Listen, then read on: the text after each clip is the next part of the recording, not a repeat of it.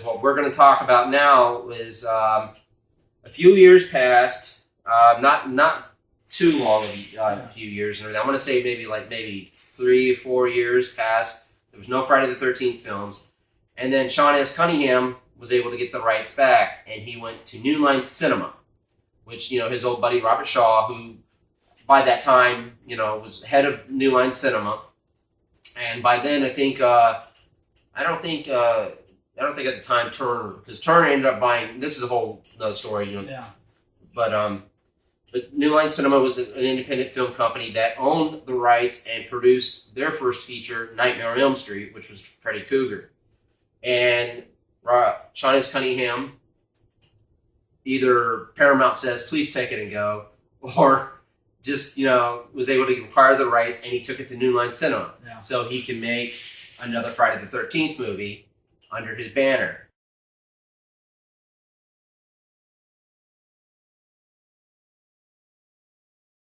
The name of the movie was called Jason Goes to Hell, The Final Friday. Now, the reason why they called it that was because I think the year before that, New Line Cinema decided, well, it's time to kill Freddy. We called their last Nightmare on Elm Street movie called Freddy's Dead, The Final Nightmare. So they were trying to, one, cash in on that, and two, kind of referencing it in and off. By then, they were trying somehow to get these two franchises merged together, because back in the 80s, they were trying to do it, but Paramount wanted to do it their way and license Nightmare on Elm Street character Freddy Krueger, and New Line Cinema there's no way they were going to license that, because that was their bread and butter. Oh, yeah. Freddy Krueger made the New Line Cinema company a lot of money, and they were able to do a lot of things because of the character Freddy Krueger.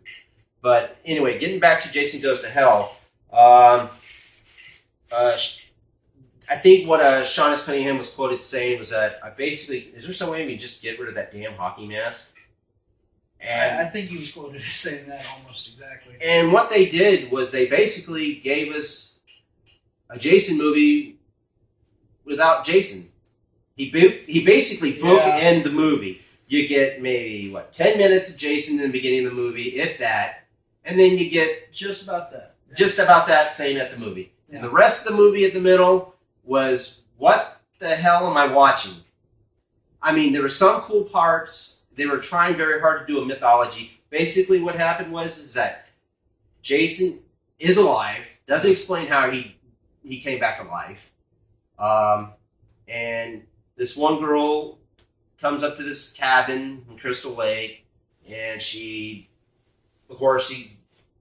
randomly gets undressed, take a shower, she's been driving. As most people are apt to do. Yeah. I mean, the first thing I do when I'm driving, I'd sit in a chair and I'd sleep. Yeah. But, and then next thing you know, power goes out and she's getting chased by Jason. If you look very carefully, she's running around in a towel with tennis shoes. If you look very carefully. If you ever get a chance to see this movie, there's 2 versions of this movie, by the way, the theatrical and the uncut. Yeah. It doesn't matter which one you're watching. They both suck. Yeah. But yeah, it was, it pretty much went down to, then they found out that she's a federal agent, and they were sabotaging Jason, and they blow him up. Yeah. It made absolutely no sense to me, to be honest. It was another one of those cases where it was so bad, it was comical. You watch this and you're thinking, there's no way in hell this is a horror movie. This has got to be a dark comedy, because nobody would intentionally write this bad. Oh my God. And this was a first-time director, and the director of this movie was a lifelong friend of Sean S. Cunningham's son. So you would think he'd grow up, at least familiar with the franchise. It seemed like he just had no idea. I don't know if he wanted to try to walk in his own shoes. I think he was just trying to do something different. Right. I mean, these movies were basically done over and over and over and over the same way for so long. It was so formulated and everything, and it did tire itself out. Well, it's what happens when you drag a series on too long, especially when you try to make a lot of adaptations to the original points of story and origin. You know, you try to just make something a new idea, and you either get people who think, "Wow, I appreciate the initiative," or you get people that say, "You know, I like the old version better." Don't mess with what's already there. And then what happens was that since Jason's blown up, his heart is still beating, and while the guy was doing the autopsy, come to find out and everything, Jason's heart somehow hypnotically makes you want to eat it. So the guy eats Jason's heart, and Jason's soul possesses this guy. And while Jason's in these bodies, he's got a certain amount of time to try to get back into another body before that body dies out. So he's basically a slug, and he's going body to body. And then now, here is the thing when it comes down to continuity. They tried to build a mythology for Jason, which really did not have a mythology except the simple backstory is that a little boy drowned, mother snaps, tries to keep the camp closed, and when it got reopened, she kills everybody. Well, mother dies. Jason comes to avenge his mother as well as his own wrongs that were, anybody that goes on the campgrounds, is doomed. Well, come to find out, Jason has a long lost sister. Yeah, just straight out of left field. Never been introduced, never been talked about. Just kind of just something thrown in there. And somehow it was. They actually, this one sleazy producer who's actually dating Jason's niece, who has this little baby, and this one guy who's in the movie, who actually was on the TV show, which we'll probably talk about, the TV show Friday the 13th, was in this movie. He was there wanting to try to get back with her and try to see his baby girl. Anyway, what happens is that Jason, possessed in one of the bodies, is going after his sister so he can get her body and come back to life. Well, he kills her, but he doesn't get to, possess her body to come back to life. So he's, of course, the formula's the same, going around killing everybody and trying to at least kill somebody that's in his bloodline, the baby or his niece. Well, what happens is there's also this one guy who was, what was the name of the guy who was on Jump Street that was the bounty hunter? You remember? I can't remember off the top of my head. Rex something, or? I believe so. Or like I said, I can't remember off the top of my head. Hunter or something? Anyway, he was a guy who was the captain on 21 Jump Street, and he was a bounty hunter. And for some reason, he knew how to kill Jason. Yeah. I'm like, well, geez, dude, where have you been for the last 20 years, whatever this timeline is? Again, go to YouTube to figure out the timeline of this crap. Anyway, he finally meets up with the couple and everything, and somehow they've reconciled away. And the girl's boyfriend has been possessed by Jason. The sleazy producer, he's been possessed by Jason, and they're in the house, the Voorhees house, and you see some things that are like witchcraft type of books and everything. Like, this is the mythology for Jason, that he's going to be, his mother used witchcraft to keep him alive or something. As I said, trying to do a mythology, they really didn't do very well in trying to explain it. But they start fighting the guy, the sleazy boyfriend producer. They kill him off, and then the garden, what I call a garden slug, it looks like a little garden snake and everything, spews out of him and falls down a crack of the floor. And just happens that, I can't remember why, but Jason's sister's corpse is in that body. Yeah. And it was a very brutal scene because he basically, the Jason's sister was played by Ellen Gray, who played Wilma on Buck Rogers. Yep. I'm sure she's really happy that she did this film. And the way the scene was is that her corpse is lying there, and Jason has only one way to get into her body. Yeah. And that is through her hoo-ha. And even I have to cringed. credit Al Pacino with that one? Hoo-ha. Hoo-ha, yeah. There you go. But anyway, I actually cringed seeing it, and borderline incest. Yeah. It just that's pretty much how you would say it. Anyway, and next thing you know, Jason's back in full Jason gear, mask and all, and which he had not done with any of the previous bodies he had possessed. Yeah, I mean, because this is his bloodline. He needed right, his but bloodline. I mean, morphing from the corpse of a woman into, like I said, 6 foot plus. Yeah. You know, just. I mean, he jumps right out of the floor. Yeah, it was at that point where I was. Just the whole movie was ruined for me. I just went, yeah, no, this is. And the guy from Jump Street, you know, when he's talking to Jason's niece and everything, he throws his dagger towards her, and she grabs the dagger, and it turns into this super demonic-looking dagger and everything that's supposed to kill Jason and bring him down to hell. Anyway, the boyfriend is fighting Jason. And finally gets there. The bounty hunter guy gets killed off, which, you know, as I said, he was a secondary character. It really didn't matter. He really... Honestly, I don't know why he was even there, but you get down. That's most of the people in the Friday the 13th movies. Yeah. Anyway, the guy, you know, the guy who is the Jason's niece's boyfriend, he's fighting with him outside, and they're trying to, you know, as I said, Jason's, you know, punching, throwing him around. I mean, he's just bitch slapping him is all he's doing. Jason could have easily killed this guy off with a pinky flick. But anyway, then what happened? The girl out of nowhere just comes in slow motion and everything. Yeah. Just jumps up behind Jason and stabs him. And then all of a sudden it's like lights and stuff like that. And Jason's, you know, trying to fight it and everything. And then she does this. Apparently she's suddenly now karate expert, kung fu master. Because anytime your life is in danger, you instantly learn some sort of martial arts. Yeah. You know? Yeah.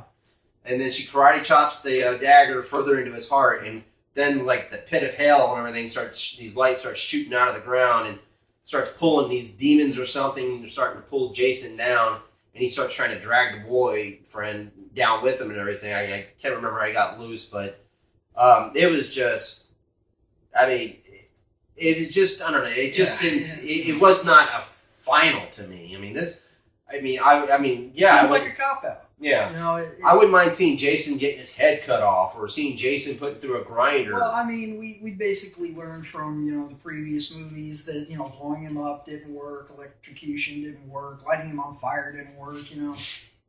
I mean, I can see the logic in having to send him directly to hell. Yeah. But at the same point, it was so anticlimactic, it just really kind of killed the whole movie. Yeah. And I realized it was supposed to be like the final chapter, the nail in the coffin that really just kept Jason down, but it didn't work for me. No, this movie, I mean, it had some of its, it was different. Yeah. I mean, which some people can appreciate that. I mean, it had some cool parts to it and everything. It's one of those guilty pleasure movies I'm sure some fans will probably enjoy, and it had a really cool movie poster. I will give it that. I actually had the movie poster for many years. And I was fortunate enough to get the foil one where the mask itself was silver and everything. So, and I had that for many years. But I have to say, though, this movie was... It was terrible. Yeah. And after that, there was... At the end of the very scene, when you seen Jason's mask in the ground, you see Freddy Krueger's glove pops up out of the dirt and grabs the mask and brings it into the dirt. Back then, you knew, and this is like the early 90s. I want to say this was at least 92 or 93. I want to say it was around 93 when this movie came out. They were trying to plan the Freddy versus Jason movie. No. Even then, I mean, they tried very hard to put these two characters together.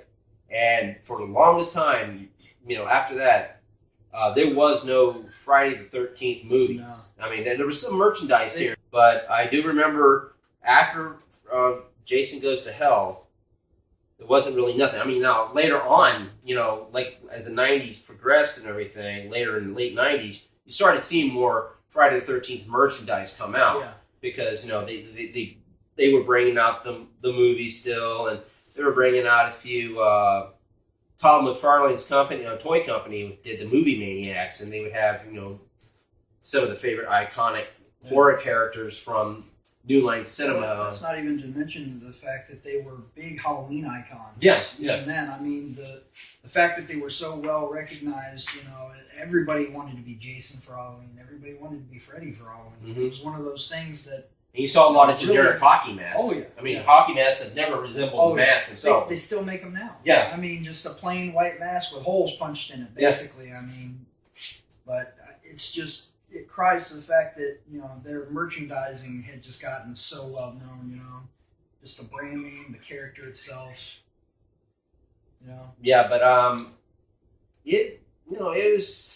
I said, I pretty much thought that the series was over. Yeah. And then I kept hearing that, Freddy versus Jason is coming, Freddy versus Jason. This is in the late 90s. It was talked about for years. Yeah, it was talked about for a long time. And then I think maybe the hype of people talking about it actually made them want to do it. Yeah. I don't know if they, might have been thinking they would have took a loss on the movie financially. I mean, even Quentin Tarantino took a shot at writing a script from New Line. But there was then there was talk that I heard that they were going to make a 10th one.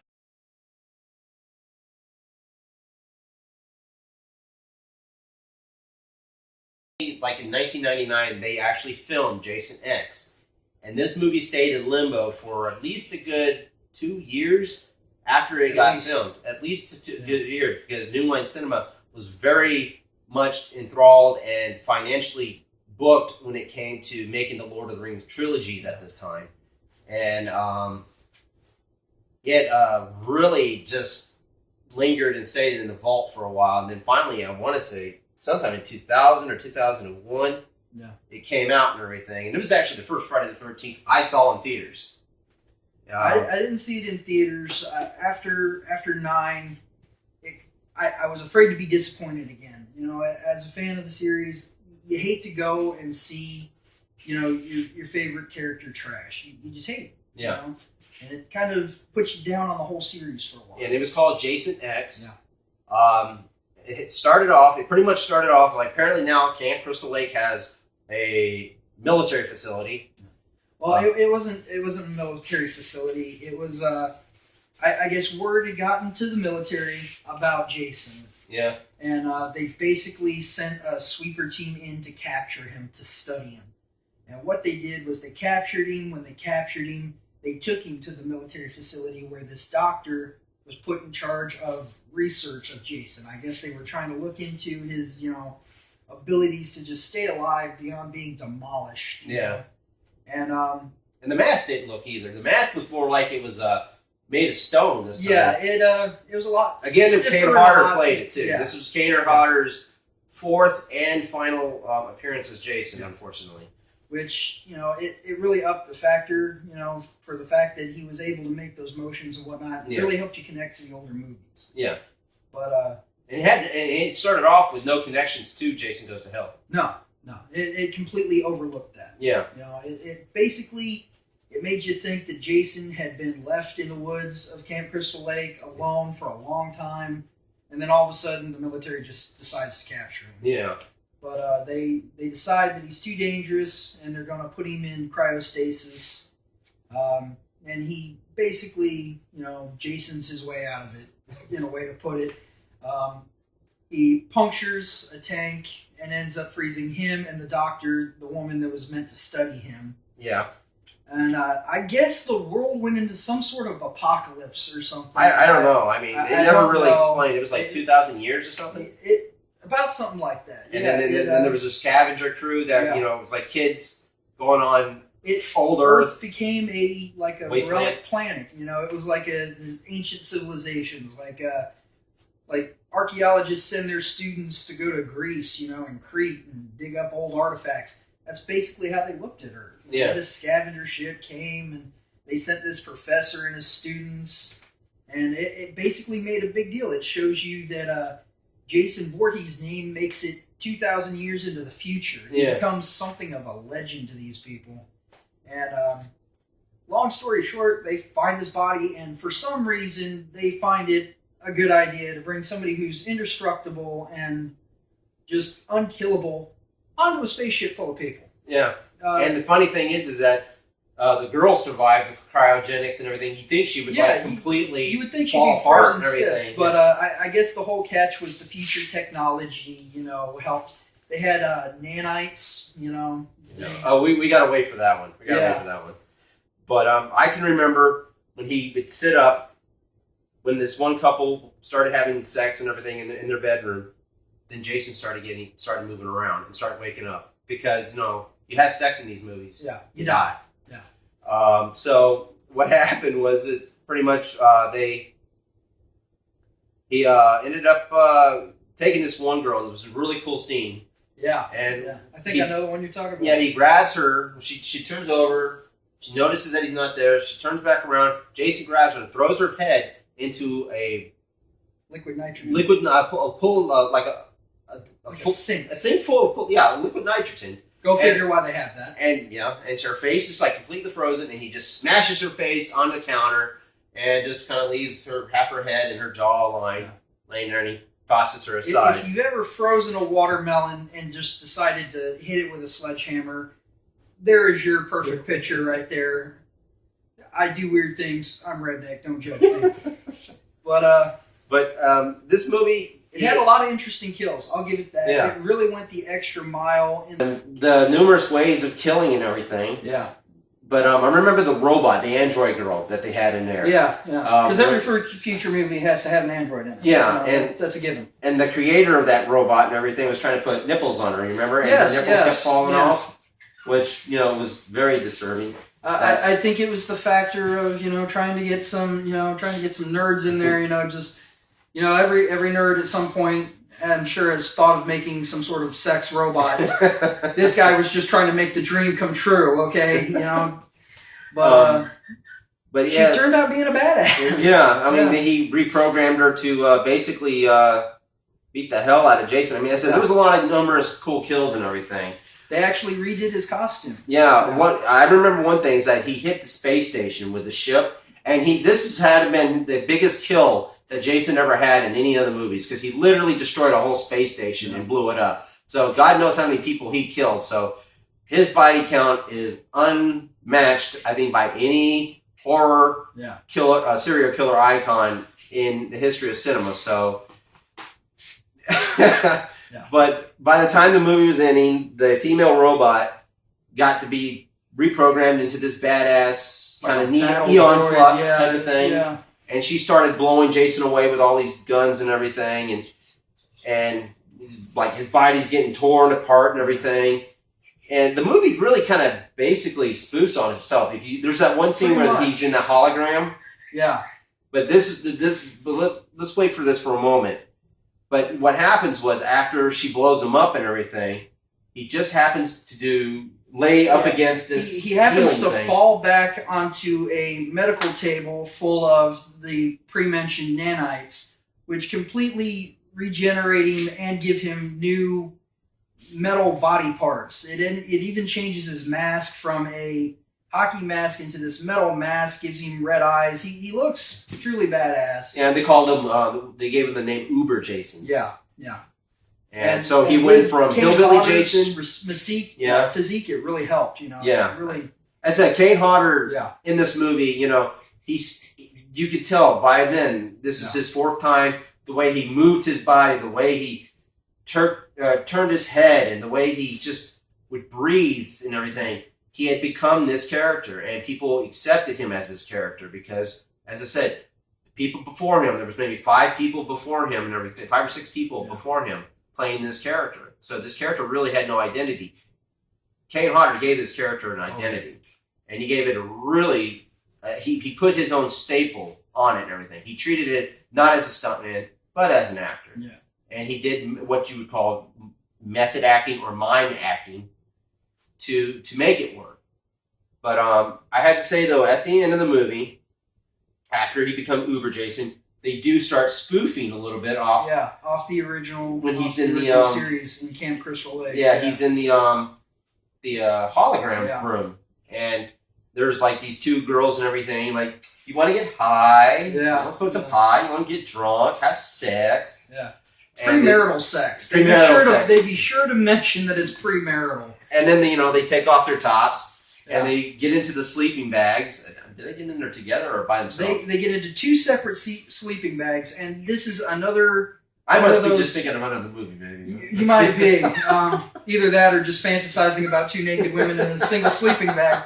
But anyway, it's another, one of those improvised kill scenes where he doesn't use his machete. He uses just whatever's at hand. Literally picks up one of these women in the sleeping bag and just beats the other camper to death with her.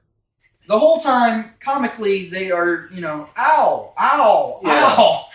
This sucks. But you find it disturbing though too. It's disturbing, but I found it just found it funny as hell. If you have a date, which I did that night, I had my girlfriend with me, and you didn't ask her to get in a sleeping bag. No, I didn't ask her to get in the sleeping bag, but I started laughing, and she was kind of looking over at me like, "You find this funny?" I'm like, "Kind of, fine, yeah." I'm supposed, no, okay. Yeah. But it was, it said, the movie was ridiculous, but it was entertaining. It made up for the ninth one. Yeah. But it was, and then the ending was, honestly, I think the ending was more of a final. I don't know if it was final. But it did leave off as a cliffhanger. In a way, it kind of left off as a cliffhanger, like he could come back to the future, Yeah. It was like, because there was this one badass sergeant general, badass sergeant general. He was actually in Final Destination. He played I don't know if you. He was also Candyman. Yeah, he was Candyman. Yeah. But what happens, like when they thought Jason was blown up in the ship and everything, you see Jason. Jason's floating up to the escape drifting pod. Towards the escape pod, and that's when the sergeant just comes out of nowhere. Yeah, not even near the explosion. He's not coming from the explosion. He's coming from another distance in space, which is one of the things that really spoofs on the movie, but it makes it funny. You're like, holy shit, here comes Jason, and then all of a sudden this guy, knocks him out of the way. And the robot girl and everything, she gets beat up by Jason, and all that survived is her head, but she's still alive. But and this time, not including the disemboweled head of the robot, there was like maybe 4 or 5 people. That's probably 4 people that lived at the end of this movie. No, there wasn't that many. It was just the girl, the nerd guy, the android. I don't know. You can call her a person, but it depends on your stance on robots. Yeah. But and there was 2 pilots that were the rescue pilots. I don't know if you could really count them as survivors. I guess dodging that last encounter with Jason makes them survivors. Yeah. But I'd say maybe in all 3-4 people. But when that sergeant and everything takes Jason, they start falling and descending down to Earth and what's called New Earth or whatever. And in re-entry, they're catching on fire and everything. And then when you see these 2 kids and everything on sitting at the edge of a lake, they see the shooting star. And they're like, hey, look at that. Something kind of crashed into the ocean. Or crashed into the lake. Crashed in the lake. Let's go take a look. And then you see Jason's new mask kind of float down at the bottom of the lake. So, that right there, you're like, okay, it's lift off the cliffhanger. I think they were trying not to write themselves in a corner, just in case this became a big hit. It was a minor hit, but it was a hit enough to bring us to what they call the showdown of the century. Freddy versus Jason. Yes.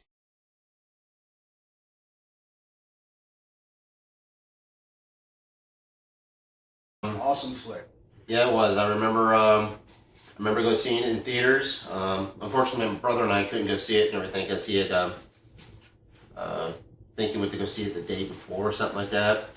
But waited about a good decade for this movie. This movie was in development hell for a decade, and I have to say, some of the ideas that they had over the years. As said earlier, Quentin Tarantino wrote a draft. I mean, everybody in the world tried to get this movie off the ground, and it just seemed like nobody could just get it right and get it ready to go. And then finally, I want to say it was 2003 is when it came out, right? I believe so. Because I remember when I still got my copy of Fangoria magazine. Right.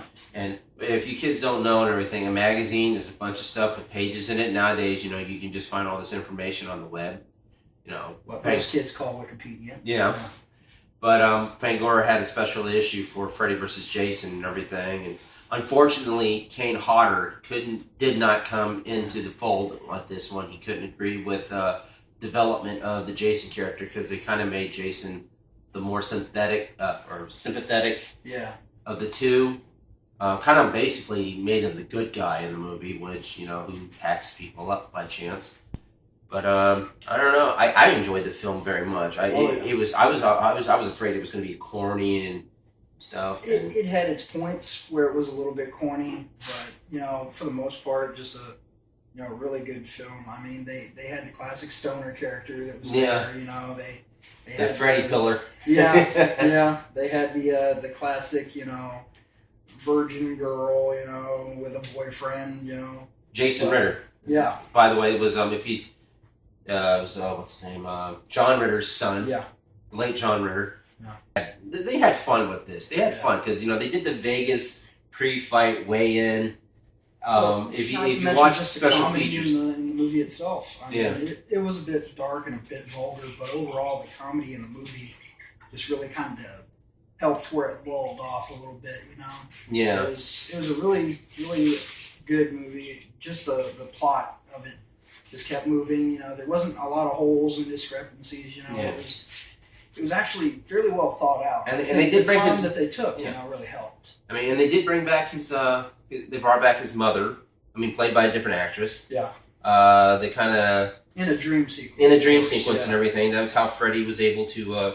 By this time, Freddy was kind of basically made forgotten and everything. He lost all his powers because the parents of Elm Street or of Springwood, made it hard for the kids to know who Freddy was. They blocked everything, every memory of him out and everything. So they were able. Everybody who remembered him or had contact with him was given a special drug to inhibit dreams and put in a mental institution Yeah. to help forget him. They didn't even let people speak his name, just for fear that through that he might come back. But the premise of him using Jason to build the fear, Yeah. that was really well thought out in my Yeah. opinion. And it They would make really- sense a little bit for Jason Goes to Hell and everything. It did have some because he was Yeah, kind he of actually- he was buried in the woods and everything. Yeah. In a way. In a way, they incorporated that in there because Freddy was in hell. He'd been forgotten, Mm-hmm. and he happened upon Jason and just happened to think, this is the guy I'm going to use to build the fear base to get me back out there. Basically turned him into a little bit of a puppet, but Yeah. it worked. And one of the good turning points of the movie was just when they realized, they thought of a way to make them fight each other was to put Jason to sleep, which in a way it helped, in a way it hurt. You had somebody kind of preoccupying Freddy, but at the same time, they were on level ground. Yeah. I mean, I have to say though, even though Kelly Rowland from Destiny Child, she wasn't the great thespian but I mean, everything was kind of it seemed to be very It meshed well. Yeah, it meshed well. I mean, it wasn't corny, it wasn't campy that I was afraid that they would have done and everything. I actually have a bootleg copy and everything, thanks to my brother and everything. He loaned me a copy. I recorded it on VHS and then I burned it onto a disc. Anyway, but I love this movie very much. I'm glad they just did the one Freddy vs. Jason because it basically it ended both series. Yeah. I see it as a closure for both series. But there's the controversy of who won. Oh yeah, of course. I mean, you got the ending, spoiler alert, but Jason is walking with Freddy's head to his cabin in the middle of this lake, and Freddy's head just happens to wink. Yeah. So, begs the question, I is mean- it a dream sequence where I mean, Jason basically- thinks he won, or is it, Jason winning and Freddy's just hard to kill like he is in every other movie in the series? I think it was just a wink to the fans of like, this is the stupidest mess you've ever seen. And this is a fun movie. This is what the movie was meant for. I mean, it wasn't, I don't know that they meant it to be taken seriously as argumentative. I mean, the other movies in each series and everything, they at certain points, they were serious. Yeah. They had the serious tone, but they kind of got comical after a while. you know, and this one right here celebrated both styles of each of the films that came before it, Yeah. and it had its own tone. I was really impressed on it on a number of occasions, and I really and I have to say it's the highlight of both series and everything. And, out of the whole Friday the 13th series, it's got to be in my top 3. Mhm. It may have come far after, it may be a crossover, but and it can stand on its own. It can. It definitely stands on its own. If I mean, anything, it stands apart from either Yeah. franchise. I mean, I don't see it as a Freddy Yeah. Part 8. I don't see it as a Jason Part 11. Yeah. It is what it is, and I mean that's the way it should be because Oh, you know, I mean it's its It's its own animal. It's Yeah. its own beast. But I do I can't say enough about this movie. As I said, Yeah. I mean it honestly it was the highlight of both series, and sadly it was the end of the series. Yeah. In my opinion, it was the end of both series because It was. After that, they basically couldn't go on from that unless they did a Freddy versus Jason 2, because they'd have to answer the questions at the end of Freddy versus Yeah. Jason. I mean, they were planning on doing more Friday. The New Line was planning on doing more Friday the 13th, and they were still having problems. And I'm sure they were thinking. I still think they could have made a prequel to Nightmare on Elm Street. You know, Oh, I'm sure they could. and do a prequel because you know Freddy. Not to go off the subject, they did do a Nightmare on Elm Street the series, where it was an anthology, and that first episode had Freddy do his origin stories where they did show him getting killed by the family. Yeah. But I think they Well, could. they did an origin story in Freddy versus Jason for each one of them. They kind of explained the background of each character. Yeah. I mean, you could take it as pretty much your pre-fight weigh-in. Yeah. You know, just see the origin of each character, see how they, became what they are, and just. But I have to say though, I highly recommend Freddy vs. Jason. Oh, That is, as I said, it is the highlight of both series. Oh yeah. And we're going to probably talk about Nightmare on Elm Street, the Nightmare on Elm Street series as well. But let's get to the so far been the final Friday the 13th film.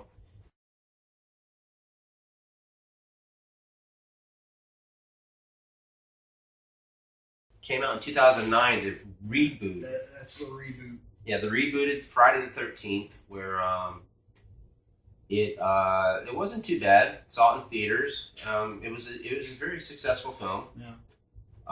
It was basically what I told you earlier. It was basically Friday the 13th's greatest hits. Yeah. Out of the first 4 movies, pretty much. And if you watch the first 4 movies and then you watch the 2009 movie, you'll see a lot of the echoes of those first 4 movies in the 2009 movie. Especially when there's a brother looking for his sister. They show Jason in with the sack over his head. You know, they started off with that. They had Jared Padalecki in that, didn't they? I think so. Yeah. Yeah, from Supernatural. Yeah. Yeah. And then what the movie starts off with and everything is basically the ending of the original film. It was actually, if you watch the beginning of the film, they give you the date when the events of that was transpired, which is actually the date that the original film opened up, and the girl running away and everything was being chased by the mother, which was done very well. Yeah. And it showed Jason watching his mother get beheaded by the girl, and it shows Jason picking up the head and walking away. Which was a big wink to the series, that came before, from the origin where his mother was killed, to I believe it was 5 where he grabbed the head. Yeah. I don't know. I don't remember them ever saying that they ever grabbed the head. I mean, I think it may have been a poster, but it was definitely hinted at. But it's just it was pretty good. I mean, I'm not going to say too much bad things. I mean, honestly, I think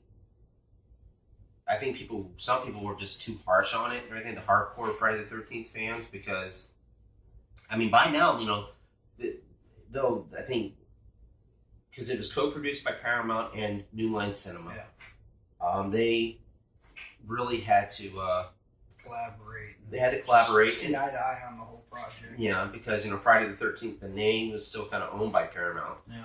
And New Line owned the rights to make the characters movie. but I do feel that the movie itself held up. I know there's a lot of people that just wasn't happy with it, which I think they should have. You get that anytime something's rebooted or remade.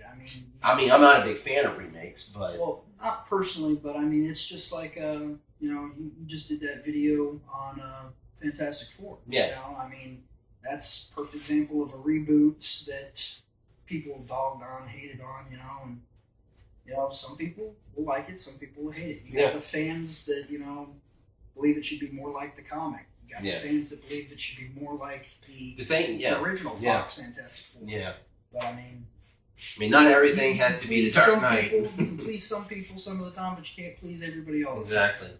I mean, in horror films, it's a real tough thing. Yeah. Because, you've had Texas Chainsaw Massacre remade and had Halloween remade, which I will eventually talk about on the Halloween show of this show and everything. That I was not a big fan of Rob, even though I'm a big Rob Zombie fan. I wasn't a big fan of that one that he did. I thought it was okay, but it was a little darker and grittier, and going with the series, it's just a big leap. Yeah. But that's something we'll cover another time. Yeah, but it as I said, it showed some pretty really cool kills and everything. It was 13 kills. Yeah.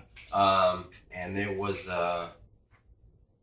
some pretty out there scenes, if you know what I mean. Well, you got to figure they got to grab the attention of a new audience. Yeah. That's coming in to see a series. Yeah, there was some pretty intense scenes with with the guy who was messing with the blonde. Yeah.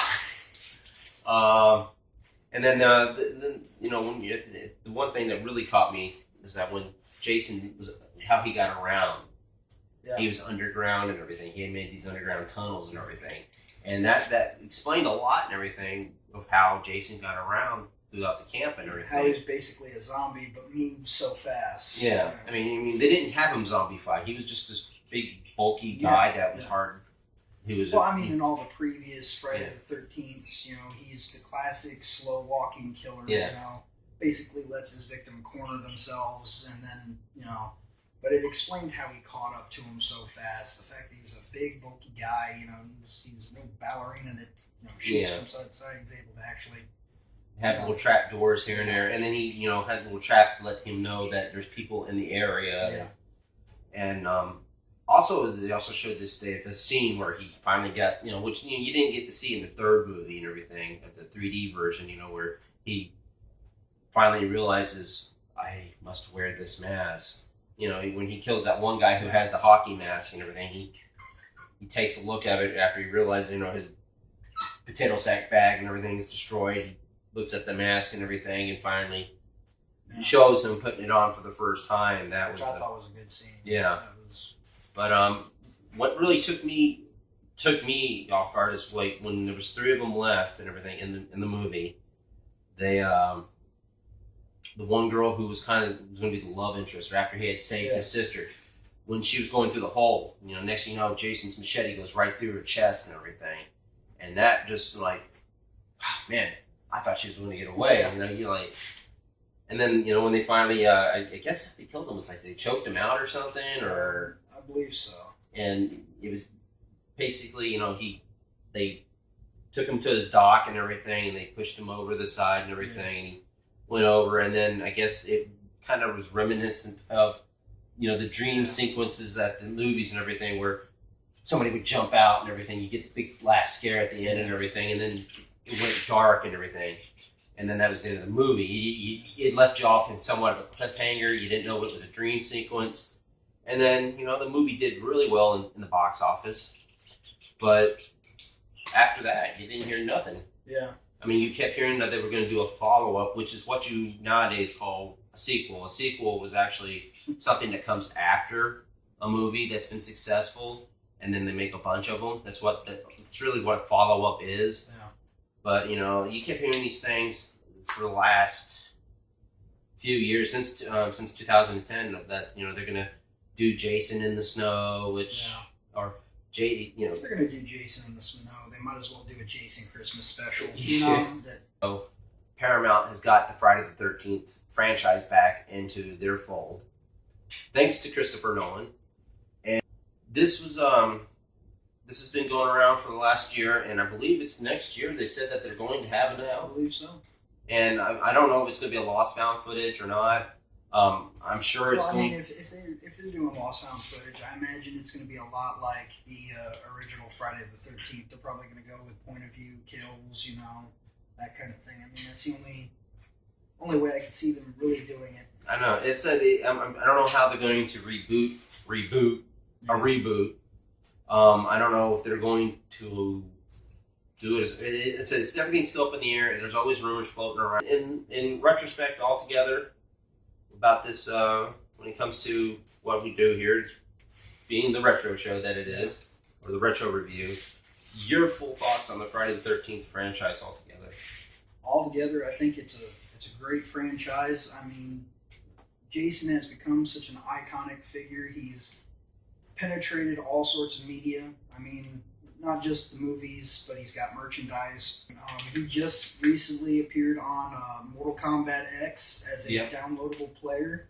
I've seen the gameplay footage. I haven't got to play as him personally, but he's an awesome character. They really nailed his personality.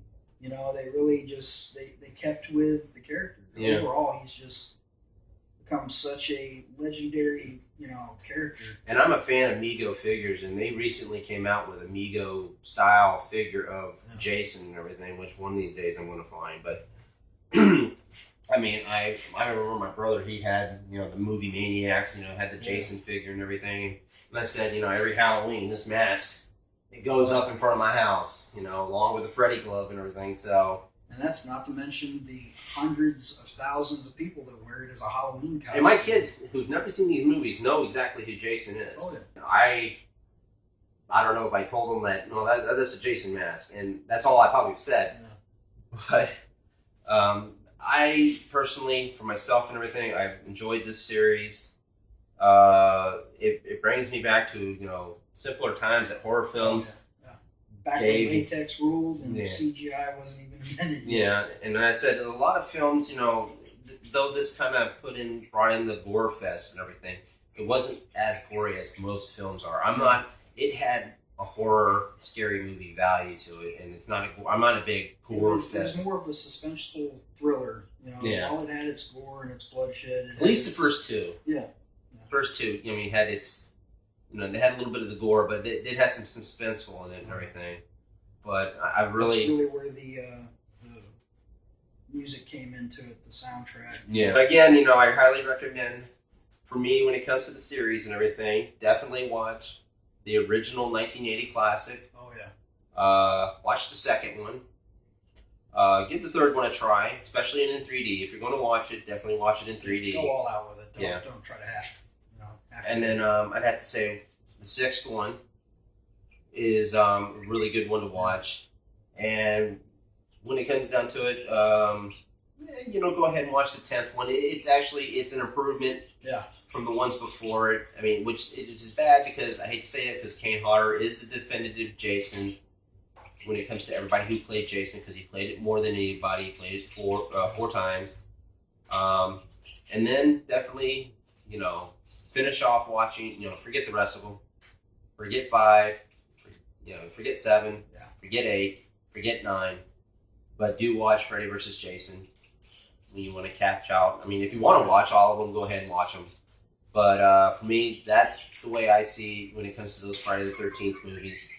And, I'm always going to be a big fan of Jason himself and everything. And I'm actually interested in seeing how this new reimagining, or whatever Hollywood's calling remakes. New spin on it or whatever. His spin. Yeah. So, but once again, this is... I'm Paul. And I'm William Baxter for the William Baxter Experience, and this has been the Retro Review Show. So, again, keep watching. Have a good one.